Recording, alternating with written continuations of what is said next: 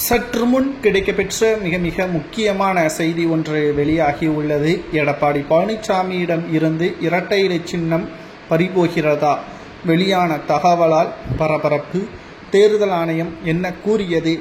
2026 சட்டசபை தேர்தலில் இரட்டை இலை சின்னம் எடப்பாடிக்கும் அதிமுகவின் வேட்பாளருக்கும் கிடைப்பதில் சிக்கல் இருப்பதை தற்பொழுது நம்மால் பார்க்க முடிகிறது. இதை பற்றி இந்த வீடியோவில் முழுமையாக தெளிவாக நாம் பார்க்க போகிறோம். வீடியோவை மட்டும் ஸ்கிப் பண்ணாம முழுமையாக பாருங்கள். அதிமுகவிலிருந்து ஓபிஎஸ் அவர்கள் நீக்கப்பட்டதாக கூறிய பிறகு இரட்டை இலை சின்னத்தை முடக்குவதற்கு ஓபிஎஸும் அவரது ஆதரவாளர்களும் பல்வேறு வழக்குகளை தொடர்ந்தனர்.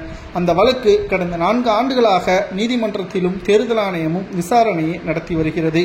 மேலும் நீதிமன்றமானது கடந்த சில மாதங்களுக்கு முன்பாக இரு தரப்பினர்களிடம் ஆவணங்களை பெற்று யார் பக்கம் நியாயம் இருக்கிறது என்பதை தேர்தல் ஆணையம் நீதிமன்றத்தில் சமர்ப்பிக்க வேண்டும் என்ற உத்தரவையும் நீதிமன்றம் பிறப்பித்தது.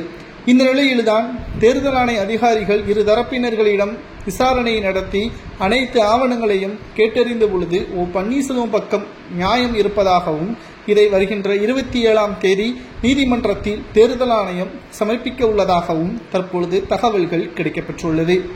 நீதிமன்றத்தில் தேர்தல் ஆணையம் சமர்ப்பிக்கப்பட்டு அதை தேர்தல் ஆணையம் கூறிய அனைத்து ஆவணங்களையும் நீதிமன்றம் ஆராய்ந்து ஓபிஎஸ் அவர்களுக்கு சாதகமாக முடிவுகளை வெளியிட்டால் நிச்சயமாக எடப்பாடிக்கும் எடப்பாடியின் ஆதரவாளர்களுக்கும் இரட்டை இலை சின்னம் கிடைப்பதில் சிக்கல் ஏற்படும்.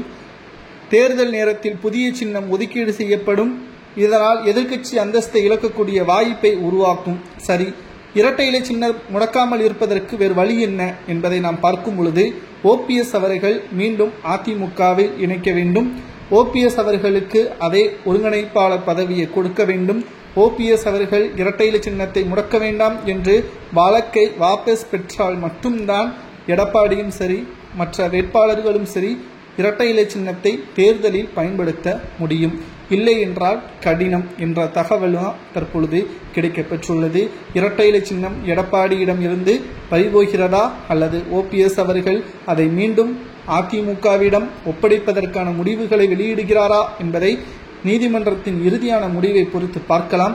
உங்களது கருத்துக்களை கூறுங்கள். ஓபிஎஸ் பக்கம் சாதகமாக தீர்ப்பு வரலாமா என்பதை கூறுங்கள்.